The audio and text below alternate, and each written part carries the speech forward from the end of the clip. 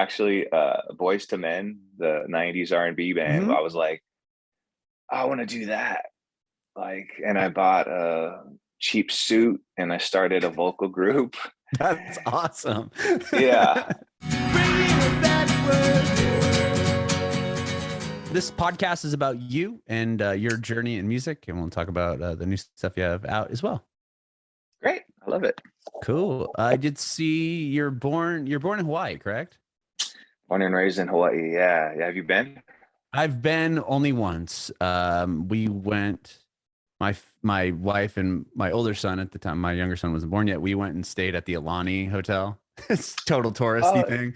yeah, that's all right. That's what So you do. we went there and went to what's that? Is it Pipeline? The big they do the Big big surf spot. surf contest. Yeah. Yeah, Uh-huh. I just wanted to go in the water just to say because like I'm from San Diego, so Okay. Yeah. surfing was I didn't surf, but all my friends did. I skateboarded, but all my friends surfed, and I remember Yeah. seeing like videos and like posters on people's walls of like Pipeline, and I told my wife, I'm like, I just need to go in the water and then swim out to say that I did it, and it was rough. Was Dude, it? Was it yeah, rough? I mean, not the water. I mean, the waves weren't big yet, but like Yeah. the sand is so like like you sink. So Yeah. Yeah. Yeah. it was kind of hard to get out. I'm not gonna lie. Well, you could say you did it, man. That's all that mattered. That was the whole point of it. Like I just needed to get into the water, and like where we went in, it was kind of steep. Like there's like Yeah. a lifeguard tower, and it's pretty steep to even get in. Like you can't really like Hmm. hang on the beach. Yeah. But yeah, obviously but try to get out. It's like, okay, I got out. I'm good. I don't need to go back and do that ever again.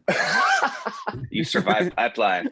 Yeah, right, exactly. Tell all Just your to friends you survived. I went in. I lived to tell about it. Whereabouts in Hawaii did you live, or where'd you grow up? So I grew up mostly in Kailua, which is on the east side of Oahu. Okay, Yeah, a little cute little town that's now bustling with Whole Foods and Target. That obviously wasn't there when I grew up, but yeah, it's a beautiful sure. place, and can walk or ride your bike to the beach every day, and it's pretty special. Yeah, I That was is really lucky to grow up there. that's awesome. Did you surf at all, or I is that a didn't. I part of mean, your life? like Okay, you, yeah, I feel like I disappoint everyone because they're like, "Oh, you're from Hawaii. Do you surf?" And I'm like, "I'm sorry, I have to I don't. disappoint you right now, but I love the ocean. There's not really, I mean, I didn't grow up in a surf. There's not really a surf spot in Kailua necessarily. It's more like bodyboarding and there's Okay. like whatever. It's windy, so there's like wind gliding and stuff like that, Oh, windsurfing and that's stuff like cool. that. But Yeah. yeah, I love the ocean. Never got into surfing. I do regret it. I feel like at my age and with my height, it would be too hard to start surfing right now. Just being out there getting thrashed around at this point. Oh, yeah. It's not worth But it. I no, but I admire surfers because like you get to be in the ocean. It's like a meditative thing, and they're all fit and like sun Mhm. kissed, and like you get all the good things. Right. Yeah, I know. If you're the surfer, like all the chicks were about you and like, but Totally. they're the dudes like going to the beach at like 5 in the morning before school. I'm like, really? Like, Man, because I mean, it's addicting. You see it, like people will just quit their jobs and leave their families and go surfing. yeah, move to like Costa Rica or something. Yeah. Oh, that's Exactly. funny. Well, how did you get into music? Do you come from a musical family at all? I mean, not necessarily. My mom was raised by a single mom, and she loved music and always encouraged a love of music, and sang to me even though she can't sing very well. She jokes that just tell her to stop. But I think she encouraged the love of music in me, and culturally, like in Hawaii, music is a big part of every get together. And I carried my ukulele around school, and we'd play at lunch, and every party kind of ends up being a jam session. And it's not just like, oh, if you're a musician, you're playing. It's like everybody sings something or sings along, grabs an instrument. So in that sense, music was a big part of growing up. But it was probably like eighth grade or something, and it's actually Boys to Men, the 90s R&B band. Mhm. I was like, I want to do that. And I bought a cheap suit and I started a vocal group. That's awesome. Yeah. I don't know if it was awesome. I would have definitely been more popular if I had picked surfing than wearing a purple suit to school in Hawaii as a chubby, sweaty kid trying to sing. But Did you see like a so yeah, video of theirs? Like what drew you to Boyz II Men, or hearing the man, song on the radio or something? yeah. I mean, it was just I heard I think Motown Philly on the radio, and I don't know like what about it, but like yeah, I just heard it differently. And then I heard a Stevie Wonder song, like an old Stevie Wonder song on the radio. Obviously, I had known of him, but Mhm. and it just hit me differently around the same time. And I really can't explain it, but it just, yeah, just hit different. And all of a sudden, I had already like played ukulele and kind of played piano a little bit, and I loved music, but that was when it was like it kind of shifted in me, and I was like, this is what I want to do. I think with my life. Mhm. So, I mean, I started, in a singing group in high school, and we do all these acapella songs in the bathrooms and at the school talent shows. And then I ended up getting back into more island music, island reggae, and Hawaiian stuff. And so I started a little Hawaiian band in high school as well, called the Native Boys. And then as a senior in high school, we had to market a product around school, and someone suggested that I should record some songs and we could sell that. Oh, And that's a cool idea. yeah, and a local studio offered to do it for free. So we recorded a few songs. Long story short, eventually they asked me to record a record. So yeah, released my first little like island music album in as a senior in high school, and um, it was really cool and fun and a wonderful experience. And but it was like the first songs I ever wrote, and you know, and played on. So they're pretty terrible, but but I'm I grateful s- for the opportunity. yeah, I mean, they must have obviously saw something in you, the recording studio, to be like, oh, we want to help you put a whole record together. They obviously they'll like the one song that you decided to do that there. For sure. I mean, no, it wasn't like I had definitely had potential, and Mhm. I had been singing for a long time. I mean, so I grew up singing in my closet because I'm such an introvert and so shy. I didn't want anybody to hear me. So I had like a little karaoke machine, and I put it in the closet so the neighbors couldn't hear. But yeah, so I had developed some amount of skills. So Mhm. I was pretty good, but like, the first songs you write or the first things you create as an artist, um, you don't necessarily, hopefully you grow and you look back and are incredibly embarrassed by what you did, which is the Sure. case. Okay. Did I read that you won like a songwriting contest around that same time? Yeah, so I mean, basically the studio that I worked at put on the songwriting, or not worked at, but I recorded that. Recorded that. Yeah, recorded that thing for school. They put the songwriting contest on, which I entered, and then I won. Technically, I won the little record deal that started it. Oh, okay. So you won the record deal, Yeah, and then you put the album. They helped put the album out, yeah, yeah, yeah. and the album does well, right? I mean, the So yeah, debut record you did. I mean, I got played on Hawaii radio. That's One of huge. the beautiful things about growing up there and doing island music is there's a huge support system for local music and local artists. I don't know if another state has that same sort of. I mean, there's multiple radio stations in Hawaii that Hmm. predominantly just play local music, which is such a wonderful thing. So, um, Yeah, that's. I come from the radio world. I did it for a mhm. very long time. A guy I actually used to work with, he ended up going. He moved to Hawaii and he programmed like a handful of stations out there, Oh wow, but I can't remember that's the name of them. But there, it was obviously heavy reggae. yep, It yep. might have been more of a mainstream reggae station, but I think he did a more than one. And What was his his name? Matt Stone. I've definitely heard that name before. Anyway, Yeah, I yeah, couldn't. I wish I could tell you the stations that he programmed, but he yeah, worked with me in San Diego at a station called 91X, and we played a lot of reggae music on that station too. yeah. I bet. Um, but yeah, it was more like after the first record, it did okay. I got to do the radio, my first performances on local news and radio stations, and it was great. That's But it cool. I wasn't mean, like my second. Yeah, I yeah, it mean, was with super cool. being what you said, you were in high school when that first record came out. So Yeah. being what, senior in high school and getting your song on the radio, like that must have been a big deal at your school. Oh, it was amazing. Yeah. I mean, I don't know if it was a big deal at my school, but it was Oh, a big deal to me. I don't oh, know if right. But people weren't like, oh man, you got a song on the radio. Like that wasn't like chatter around the halls. I think within a group of some of us it was, but it wasn't like, let's get his autograph at lunch. No, I was still like the quiet Okay. like kid that walked around with his ukulele, and I handed out like little pamphlets that the label had made to encourage people to request my song on radio stations. But I mean, it was cool, but it wasn't like I was a celebrity at school in any Okay. sense of the word. Right. Yeah, yeah. It was my next album that I released a year after that, or maybe two, that kind of put me more into the mainstream of like the Hawaiian music scene. Okay. And so that was cool. Yeah, I Like was really lucky. with that second record, tell me about like the jump. Like what was the big difference in, from the first to the second album? Yeah, I mean, I think I had grown, and I did. I covered a Crazy Love the Van Morrison song and did like a little reggae spin on it, which is something that we do in Hawaii a lot, and that was a big song. And so yeah, at the end of the day, I had a bunch of number ones on Hawaii radio, which was really cool, and it definitely like was a jump up from the first record, and it allowed me to feel like I could do this for a living. And Mhm. um, I've not had a real job since.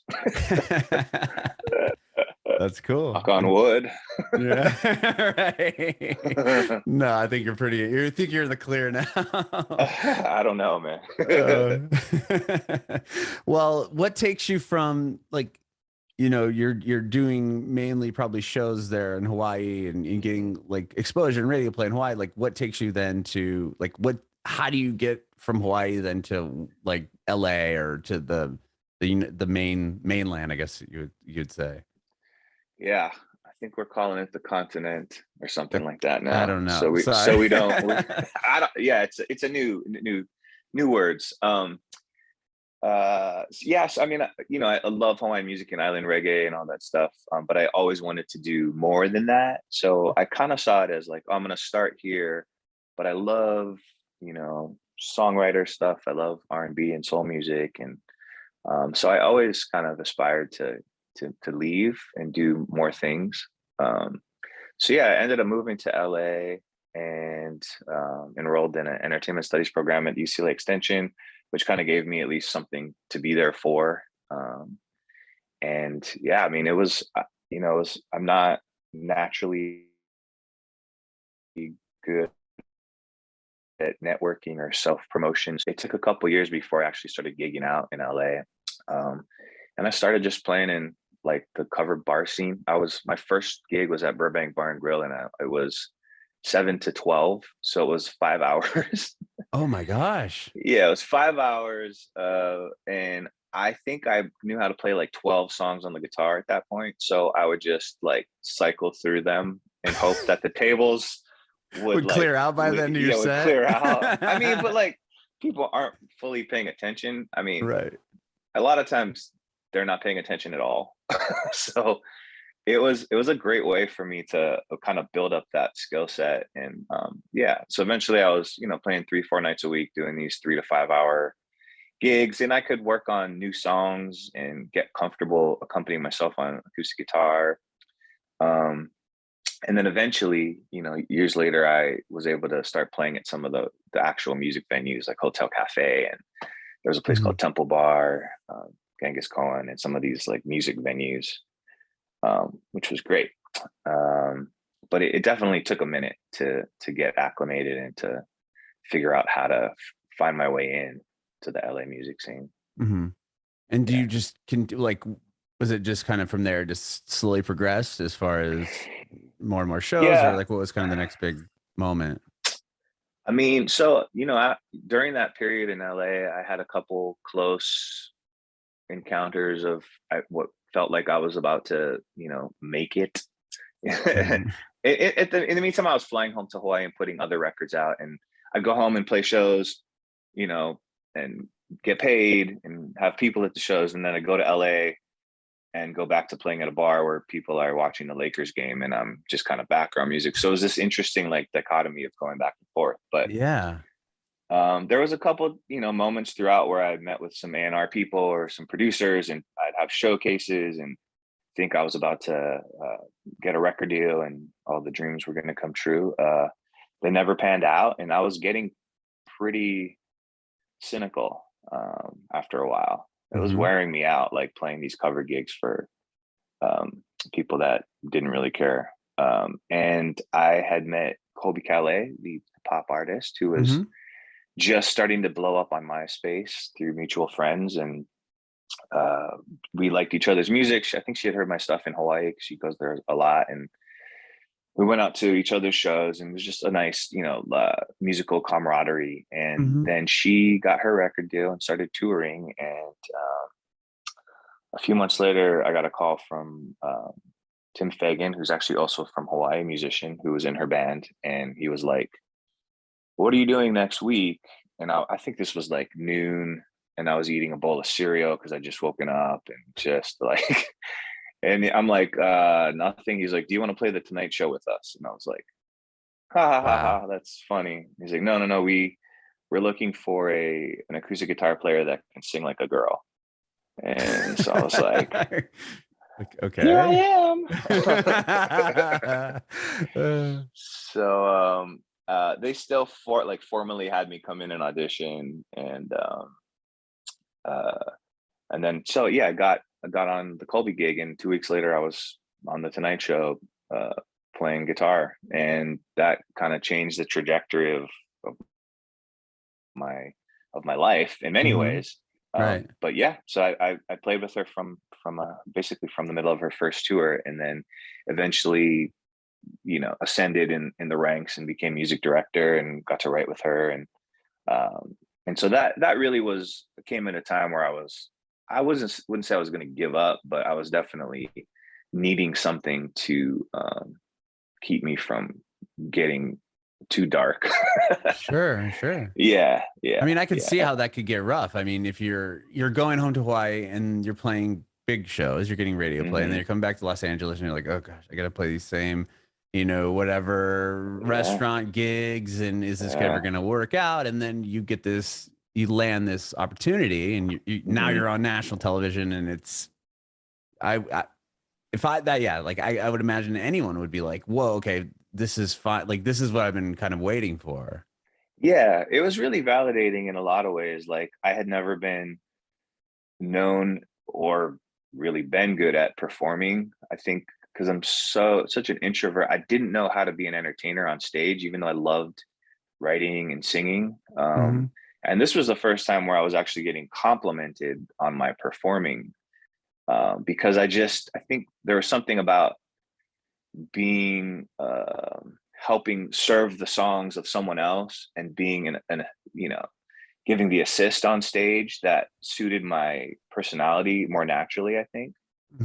And it was just a perfect fit for my skill set, because some of her songs had ukulele, so I got to play ukulele in the show. It was just like this perfect little confluence of skills that they needed that I was somehow good at. And so, and like to get on salary, right, to be getting positive feedback about your performing, we got to one summer we toured with John Mayer opening for him. It was a blast, man. And it definitely felt really validating as a musician in a lot of ways. And I'm so grateful for having had that opportunity and to get to play those wonderful songs for so many years. Yeah. Were you also working on your own records at that time, or it was kind of you're doing that and that was paying the bills and you're enjoying it and kind of your main focus? The first couple years, because in the beginning she was so busy. We were, I think, on the road like 9 months of the year. It was all anyone kind of could do. After a few years, I wanted to, I felt like I was maybe my solo stuff was atrophying in a way that I felt I didn't want to just let completely go away. So I did take a break from her band for a couple years to try and focus back on my own stuff. And I think there's a balance that you can strike. A good friend of mine is David Ryan Harris. He's also my musical hero, and he is an incredible songwriter, an incredible singer, and he also is John Mayer's guitar player, and he has been for many years. And he goes back. We both have similar. His more extreme than mine, but like being out, you know, in a 5-star touring situation, and then he'll go out and do his solo tour. And I opened his last tour with him, and we're just in a van together. And he's booking his own hotels, and like it's just such an interesting, balance of the two. Yeah, but I know he loves playing with John. I love playing with Colbie. Mm-hmm. And so it's not like you're sacrificing a part of yourself to do it. It's just a matter of making sure that each thing can feed the other thing. But at some point, sometimes if one is taking away from the other, then that can be when there's an issue, Mm-hmm. Were you still going back and playing at all in Hawaii during those years? Yeah, I mean, definitely. For the most part, since I'd moved, I've been back every couple months. I did live in Nashville for a few years, and I went back way less frequently. But that's yeah, where I'm at now. That's cool that you lived here oh, for a while. okay. Yeah, Yeah, I'm from San Diego. I've only lived here since February of last year, so I'm very new oh, wow. to the town, but we love it here. Yeah, that's great, man. I was there until about a year and a half ago. I was there for almost 5 years. Wow. Yeah. Did you live So yeah, actually in the city? I'm curious. Like, did you live on the outskirts? I live man. south. Okay, yeah. So we kind of bounced around. We were in Green Hills for a bit, Brentwood, Oak Hill. I was in Franklin for a bit. That's where So I yeah, live. I was all over the Okay. place. Oh yeah, you're in Franklin. Cool. Yeah. So I know I know the areas you're like Williamson County is where you're kind Yeah. of trickling Yeah. around. So I'm like, okay, Yeah. I know where you're at. That's awesome. Yeah, it was great. So I mean, Colbie and I were in a relationship together. We moved to Sure. Nashville together. And yeah, I didn't want you to have to go down that. I wasn't trying to like pick at that. Oh man, okay. it's part of the story, man. Okay. It's life. So we moved there together, and I mean, this is a perfect segue to the last project that I did, which is we started a band with Jason Reeves and Nellie Joy, two of our friends, and in the country world called Gone West. And so we spent a couple years making that record, and I think we spent about a year out doing promoting the first single before COVID hit. But it was a great experience to be in Nashville and experience that writing scene. And I think we made a great record that I absolutely love. And even though the band's not together anymore, the music is there forever. And so yeah. I'm just actually curious with that band. My only question is, I knew it started in here in Nashville, but what's the Malibu connection? Was it just a lot of people from Malibu originally that moved to Nashville to write the record? Because I think there's something it says, like at least on the I saw a couple of things about it, and in Malibu's mentioned, and then the rec on the Instagram the front page cover is shot in Malibu, actually the cover right? of the record is shot in Malibu. Yeah. Okay. I mean, Colbie was born there. Jason Okay. and Nellie own a home there, so they go back between Nashville and Malibu. Oh, so that must be the. Yeah. So we shot some video content around there, and then we ended up doing a photo shoot that made the cover of the record. Okay. Near Jason and Nellie's house. Yeah. Amazing. Yeah. Okay. So you were able to play that record before COVID? That was something that happened, or you put out, and then you're supporting it, and then COVID hits? Yeah. So we spent about a year on the road supporting our single "What Could Have Been," which song that I loved. I wrote with Jamie Kinney, and it was hanging out in the country top 25, and we were about to go do more radio station visits, and then it was the shutdown. And obviously, you don't know it's going to be forever. 2 years. Yeah. You're like, oh, cool, I got a week off. This is awesome. Right. But as it persisted, it was, we were at sort of a crossroads of like, well, are we going to start promoting a new song now, which will be another year campaign under these strange Zoom circumstances, which we did for a while, but it kind of felt like the band started organically. We just started with one writing session just for fun. Mm-hmm. And it sort of ended the same way, where I was like, it kind of feels like maybe, this kind of Gone West season is over for now. And, we're proud of what we did, and let's figure out what's happening in the world and move on to our other things. Okay. And is Yeah. this when do you start working on this new batch of songs that you've been releasing? Yeah. So I started a little bit after that. I mean, there was a lot of change because, the band ended. Colbie and I ended our relationship. Mm-hmm. Not that had nothing to do with the band breakup, but it was about the same time and the same time that COVID happened. So it was a a lot happened in your life there in a lot of 2020. change, a lot of change. And, I was home, as we all were. So I was home alone for months and months, and feeling my feelings, and, just had to start writing. And Are you so, in LA now, or did you move back to Hawaii? So I moved to Santa Barbara from Nashville. Okay. And I'd always wanted to live there. And I was like, well, I don't really have to be anywhere specifically right now, since everything is still kind of closed down. Mm-hmm. And I was like, well, this is a great time to just see what it's like. So I loved it there. I was there for a year, and then the place I was renting sold, and I had to move out a few months ago. And I've literally just been jumping from Airbnb. I'm in a hotel room right now with my 2 pups and my car full of stuff. And Are you still in California? I'm still in California. I might be heading back to Nashville though. Wow. That would be awesome. Yeah. Just living the gypsy life at the moment. That's cool. Well, yeah, we love it. I mean, obviously, you lived here longer than I have, but yeah, it's great here, man. We really, really love it.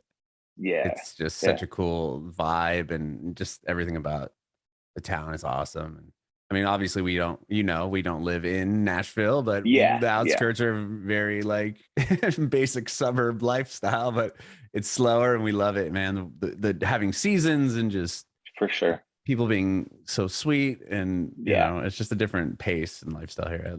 We really, really love it here. But that's what do amazing. you miss most about San Diego, besides family or whatever? Well, yeah, my family and my wife's family are still there. The Mexican food. Hands down. Yes. Seriously. I will say there's a place in Spring Hill called California Burrito. And it's owned by, have you been there? I feel like I've heard, because among people from California that have moved to Nashville, that's always like, where's the best Mexican food? Right. So I feel like I've heard that thrown about before. I've never been there. Okay. So what's weird, when we moved here, I didn't know like all of California is moving here, which is really weird. Everyone's like, oh, you're like the 19th person I've known that's moving here from California. I'm like, oh, really? I'm sorry. I'm sorry. Yeah. But there's a place, and it's owned by a dude from Chula Vista, which is like South San Diego. And his uncle and like they own a place in Franklin, in West Haven, Franklin, called Oscars.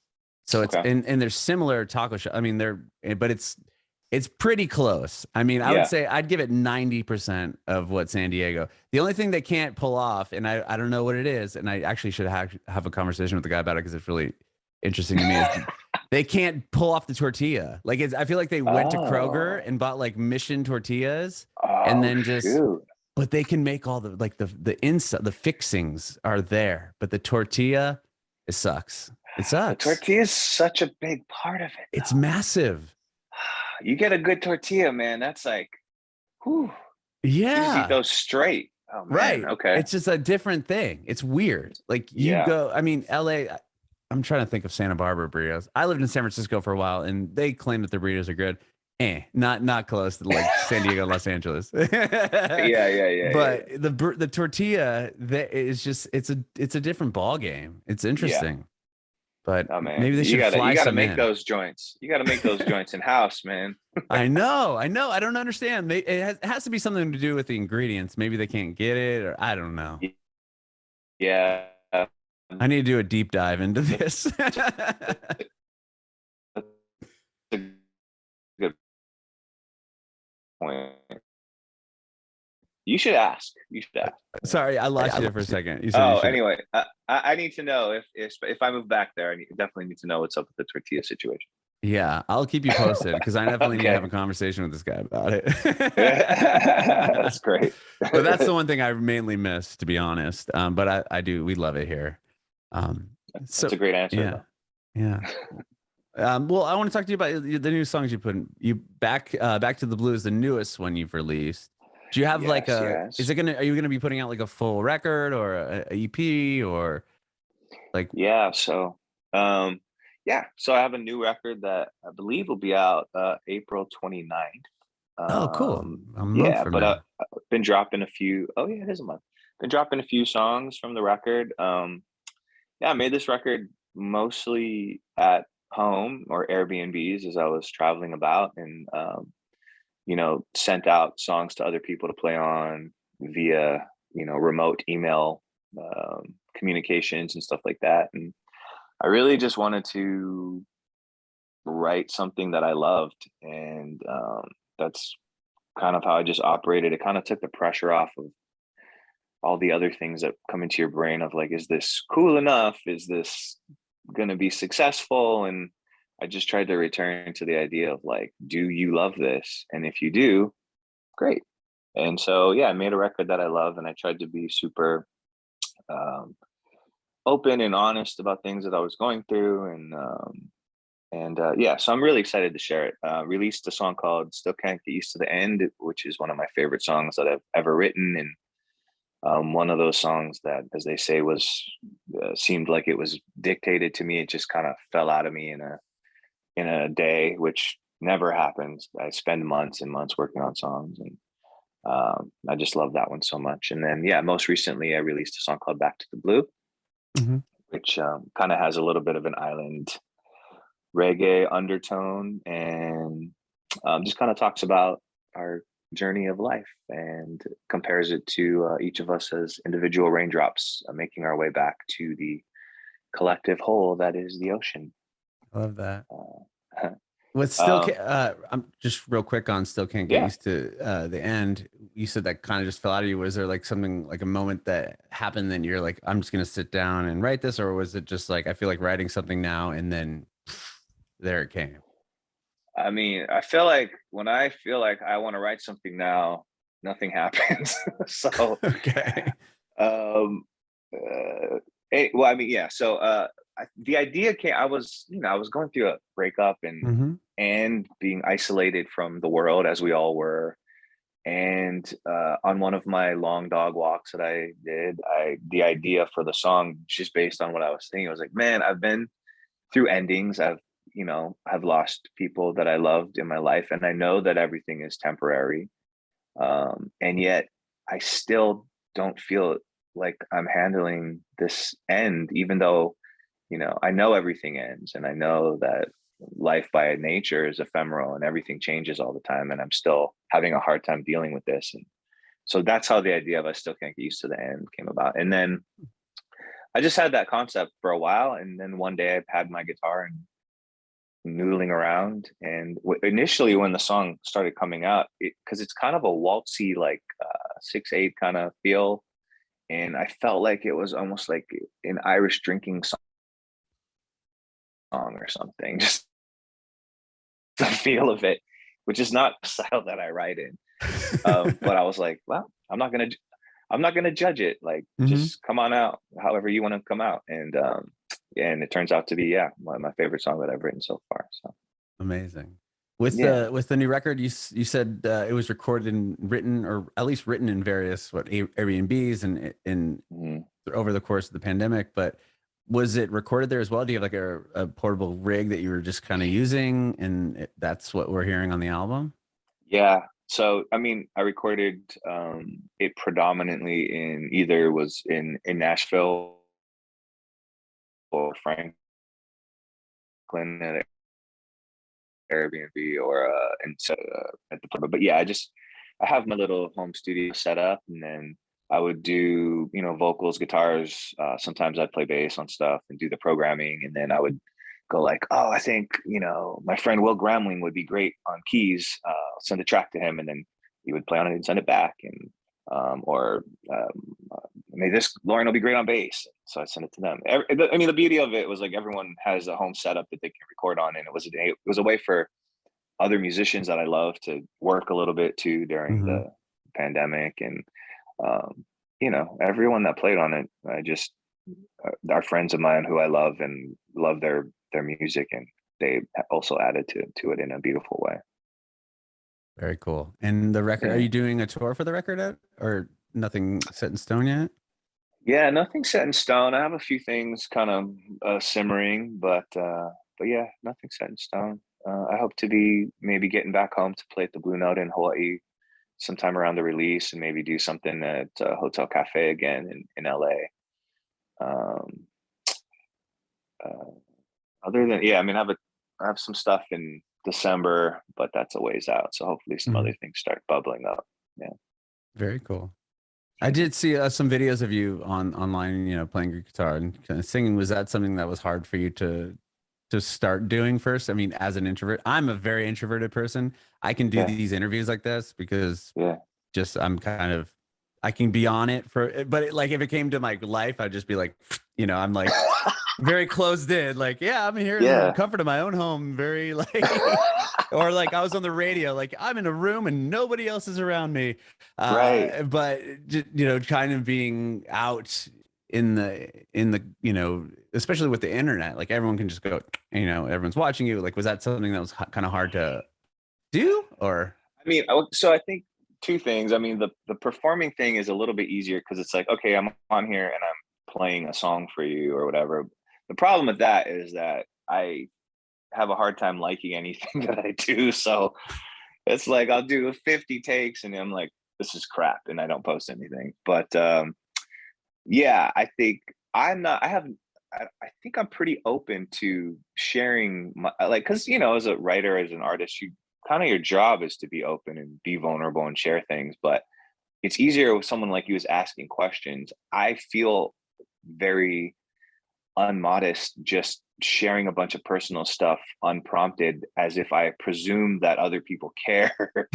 Like, some people They don't have do an issue with care. that. They I do don't know. care. I don't know if people, I mean, I'm sure some people do care, but like, it's just, it's against my nature to be like, oh, look at me and let me tell you what I'm doing. And hey guys, I'm the like, you same know, way, man. Like it's yeah, so funny to hear you say that because we have similar personalities in that yeah, sense for yeah. sure. It's easier, right? When you're set up in a mic and the setting Right. is I'm going to interview somebody rather Right. than, yeah. Because this So is it, when I do this, and this is just my own perspective, is like this is about you. No one right. comes to this podcast to hear what like listen to me. They're here because they want to hear what the artist has to say. They don't. I'm just the Well, guy. I'm just the mouth asking the questions. They're, I don't know. That's how I feel about it, and that's just kind of so to me that makes it's easier for me to digest knowing I'm just here to ask the question, and yeah, yeah, that I'm curious about, and Justin's yeah, going to answer it, and people care yeah, what his answer is, not for, you know, the stupid question I'm yeah. asking. Right. But to be fair, I mean, people tune in because of the questions you ask and because they like you. I mean, like, you know, the podcast that we all listen to, we listen. I don't follow around, you know, guests. I follow around Right. hosts that I enjoy. Right. So, That's a. but yeah, I appreciate that. yeah, yeah. But I get what you're saying. Absolutely. Like, it is way easier, and almost, I mean, like, if I show up at somebody's place and they're like, "Oh, we have a guitar. Will you play for us?" I'm like, ah, it's just way harder than if you're like, "Here's a venue with a stage and a microphone, and we're in a setting where you're supposed to be performing for people," Mhm. And rather you than, know your set list. You kind of know what you're to yeah, expect. yeah, Now, like, here's a guitar, do something. You're like, yeah, yeah, I feel like that's like asking a comedian when they come in, tell us a joke. It's yeah, like, make me laugh. right.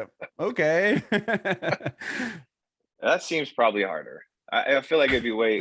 I admire comedians so much because to just get up with nothing and a microphone and to be able to and the way that they hone their craft is and fail, you have to Oh yeah. be so willing to fail so Mm-hmm. often in front of people. I just I admire that so much.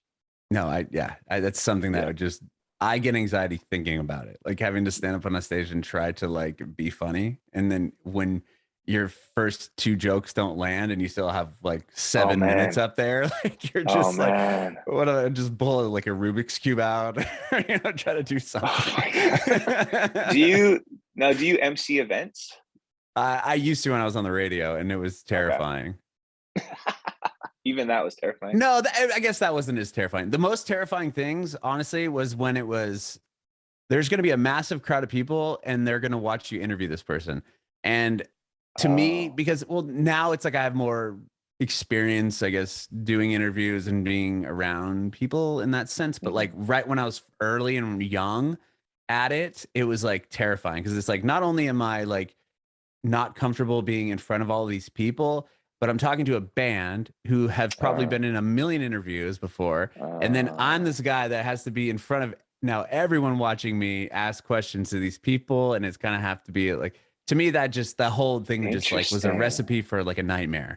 But nowadays, like I could do it because I've done it enough. I've done these, we've posted over 1,000 interviews of the show and Yeah. it'd be easier for me to just vibe off the person. But like in the Yeah. beginning, man, that was the thing that really was, oh man, I really don't want to do this. Because then you're not only, if you're flailing about in front of a crowd, you're doing it with a band that you may admire, or that. Right. Yeah, yeah, yeah. And then you're stumbling and everyone's like, what the hell is this guy? And if you're on a station that, that's like a notable one, they're like, this clown, they've hired this guy. It's just like all these things that kind of like come into your brain and you're like, oh man. But Did it yeah. ever go as badly as you feared, or did they always go pretty well? One time it didn't go very well. And I still think about it to this day and I'm like, oh, Yeah. but to be fair, the artist was not having it. Like they just didn't Oh, care. Like there was two people on the stage in the band, well-known band. I'm not going to name drop because it would be awful. I could tell you off of the camera, but um, one guy was willing to answer questions but the guy willing to answer questions really wanted to see the band that was on stage because we interviewed him at one of our oh, shows. So this band was playing and that he wanted to see, and the other guy just didn't care at all and was just kind of giving me smart ass responses.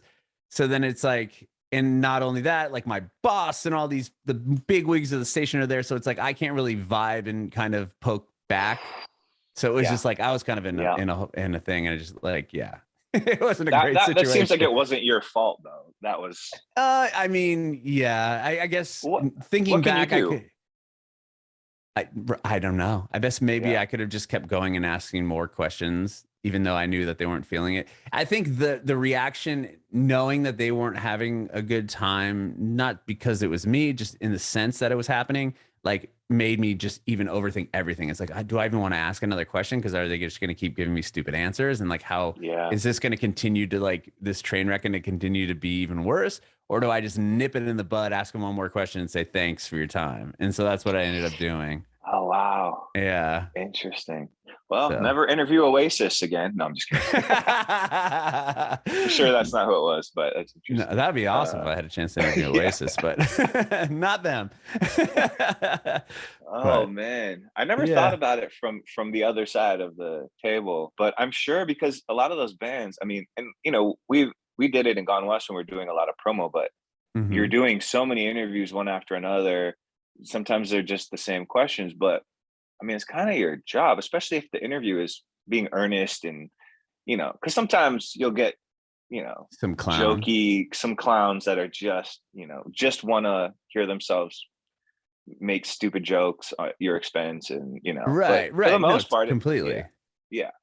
So I definitely could see how bands can get kind of jaded by that, but I mean, if someone's earnestly asking you questions, it's like it's for you. I mean, I guess it's for the station too, but like I don't It wasn't, yeah, and I honestly like that's one thing that I'm so happy about not being in radio anymore. Is just the know. stupid interviews, like the ones where I'm like, this artist A doesn't care at Yeah, all, yeah. and you're asking them like what your favorite burrito place is in San Diego, like how many times, like who cares? No one cares.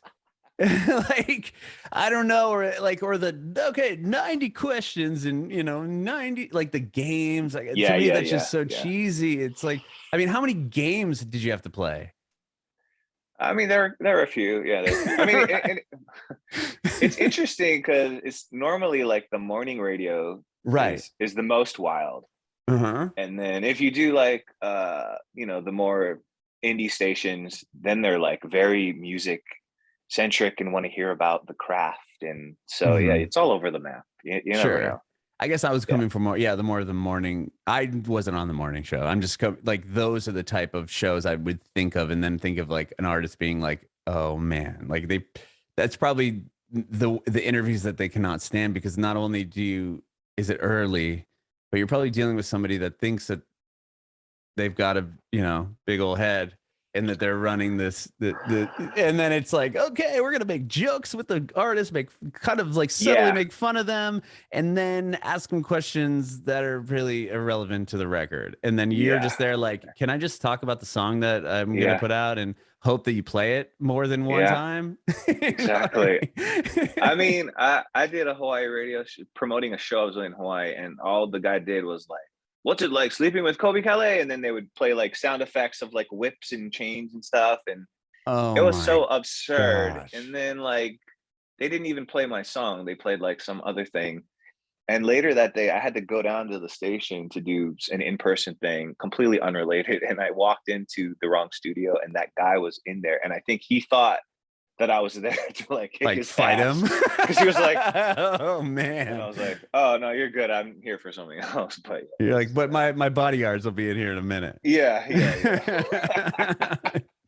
Oh man. Yeah. And and to be like transparent, like that's why I said I don't need, like, I didn't want, like, when you say like, we're in a relationship, I was like, Yeah, I'm yeah, not yeah, trying yeah. to even like pick at that, because that's not my agenda or the purpose of this show at Well, all. that and that's the respectful, nice way to go. And then someone like the artist can lead you there if they're willing to. I mean, it's what we all go through. It's part of life, and Mhm. a huge part of the music that I've made, and part of my whole accumulation of all the experiences that I've had. She's a huge part of it, and always will Right. be. And we share dogs, and we still love and respect each other completely. And so, I mean, I don't, I invite it in because I include my life into my music, which is the Mhm. only real way I want to make music. So I'm I, always open to those. and I love that. Again, I appreciate you being transparent. I mean, and saying that, because the last thing I want to do is have an artist on that I'm just like, feels like I'm just prying for like some Yeah, sort of answer, like I'm, TMZ or some get trash. some Like, dirt that you can yeah, throw on like that's clickbait to title the podcast. right. And that's the Yeah, thing that I don't have any time for that, because I don't think that that's yeah. like benefiting anyone. But thank you so much, Justin. This has been awesome. I really appreciate you doing this. This has been Oh so man, cool. I'm honored to be invited on, and I love what you guys are doing. I think it's wonderful to be able to hear people's story to get to where they are in their musical career, and so I really appreciate the time, man. Of course, of course. So the record's coming out in a month from Yep. today, and hopefully you'll play Nashville and move here. Uh, yeah, we'll go get a burrito and Yeah, get them to make some fresh tortillas or fresh bring our own. tortillas. There you go. Yes, you should bring some from California with you, and Yes, then yes, we'll just ask for the tortilla on the side and dump it all in there. absolutely. Yes, absolutely. That's the plan. All right. I have one more quick question for you. I want to Yeah. know if you have any advice for aspiring artists. Yeah, I would say, although it is maybe harder in the beginning, I would say lean into the things that make you different, rather than, I think, trying to imitate the things that you love. I mean, I think imitation is a big part of becoming an artist. Like we all do that, and we all, that's how you begin and how you pick things that you love and incorporate them into the things that you do. But find the things that make you unique, which is, if you're a writer, your life experiences, because no one's lived the life that you have. Your voice is going to be like no one else's because it comes out of your unique biology. And lean into those things. And I would also say, um, to me, talent is something that is mostly earned. A lot of people just go like, "Oh, you're so lucky you were born with whatever," and I'm like, I sounded terrible for a long time, but I loved it so much. And if you look at people that are masters at what they do, they all have put in the time and the work, and no one just comes out being amazing at things. So, and that is really empowering once you, as a philosophy, because it means that you can, you know, if you're not great at something, you can be. So yeah, those are the two main things I would say.